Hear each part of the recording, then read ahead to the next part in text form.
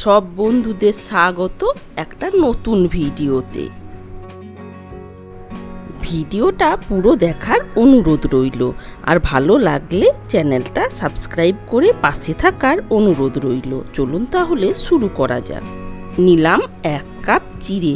চিড়েটা ভালোভাবে জল দিয়ে ধুয়ে নেব। 2 থেকে 3 বার খুব ভালোভাবে জল পাল্টে চিড়েটা ধুয়ে নিলাম। এই ভিজিয়ে নেওয়া চিড়ের মধ্যে দিয়ে দিলাম 1 কাপ সুজি, তার সাথে দিয়ে দিলাম 1 কাপ টক দই।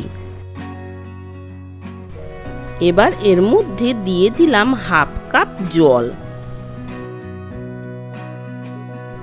সব কিছু উপকরণ খুব ভালোভাবে মিশিয়ে এটা 10 মিনিটের জন্য রেস্টে রেখে দেব। চাইলে আপনারা সাথে সাথে ওই রেসিপিটা বানিয়ে নিতে পারেন। 10 মিনিটের জন্য রেখে দিলাম। একটা প্যানের মধ্যে দিয়ে দিলাম 1/2 চামচ সরষের তেল, তার সাথে দিলাম একটা কোচানো পেঁয়াজ। যদি নিরামিষ দিনে বানাতে চান তাহলে পেঁয়াজটা বাদ দিয়ে সেম প্রসেসে রেসিপিটা তৈরি করে নেবেন। এবার দিয়ে দিলাম 2 পিস কাঁচা লঙ্কা।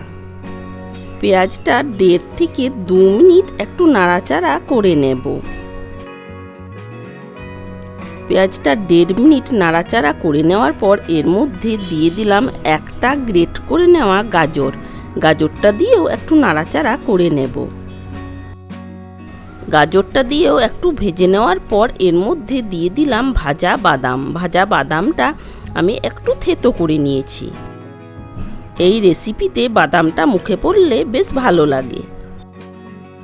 বাদামটা দিয়েও একটু নাড়াচাড়া করে নেওয়ার পর এর মধ্যে দিয়ে দিলাম পরিমাণ মতো লবণ, তার সাথে দিয়ে দেব পরিমাণ মতো হলুদ।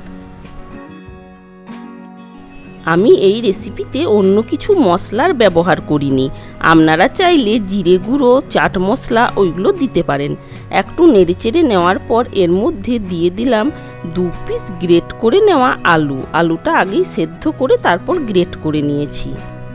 আলুটা দিয়েও ভালোভাবে একসাথে মিশিয়ে নেব। সব কিছু খুব ভালোভাবে একসাথে মিশিয়ে নেওয়ার পর এর মধ্যে দিয়ে দিলাম সামান্য কসুরি মেথি। এই কসুরি মেথিটা দিলে টেস্টটা বেশ ভালো লাগে। সব কিছু আবার ভালোভাবে একসাথে মিশিয়ে নেব। পুরটা তৈরি হয়ে গেছে। এবার একটা প্লেটের মধ্যে এটা নিয়ে নিলাম। আমার রেসিপিগুলো ভালো লাগলে চ্যানেলটা সাবস্ক্রাইব করে পাশে থাকার অনুরোধ রইল। 10 মিনিট হয়ে গেছে। এবার দেখুন সুজিটা কতটা ফুলে উঠেছে। এবার এগুলো একটা মিক্সির জারের মধ্যে দিয়ে এটার একটা পেস্ট বানিয়ে নেব। এই মিক্সির জারের মধ্যে এই মিশ্রণটা নিয়ে নিলাম, আর এর সাথে মিশিয়ে নেব 1 কাপ মতো জল। এই জলটা দিয়ে পেস্টটা বানিয়ে নেব। এবার এই চিড়ে আর সুজির ব্যাটারটা এই বোলের মধ্যে নিয়ে নিলাম। 1 কাপ জল মিশিয়ে এই জলটাও এর মধ্যে দিয়ে দিলাম। এই ব্যাটারের মধ্যে মনে হচ্ছে আর একটু জল লাগবে, তাই আমি এর মধ্যে দিয়ে দেব আরও 1/2 কাপ মতো জল। আপনাদের ব্রেকফাস্টের প্রয়োজন অনুযায়ী সব উপকরণ বাড়িয়ে কমিয়ে নেবেন। এবার দিয়ে দিলাম পরিমাণ মতো লবণ, তার সাথে দিলাম গোটা জিরে। এবার সব কিছু খুব ভালোভাবে একসাথে মিশিয়ে নেব। একটা তাওয়া বসিয়ে নিলাম। তাওয়ার মধ্যে সামান্য ঘি ব্রাশ করে দিলাম। তারপর এই ব্যাটারটা এইরকমভাবে ছড়িয়ে নেব। একদিকটা 2 মিনিট মতো রাখার পর দেখুন এটা তৈরি হয়ে গেছে। এবার এইরকমভাবে আলুর পুরটা দিয়ে উল্টে এরকম ফোল্ড করে নিলাম। দেখুন একটা তৈরি হয়ে গেছে, আর একটা তৈরি করে দেখিয়ে দিচ্ছি।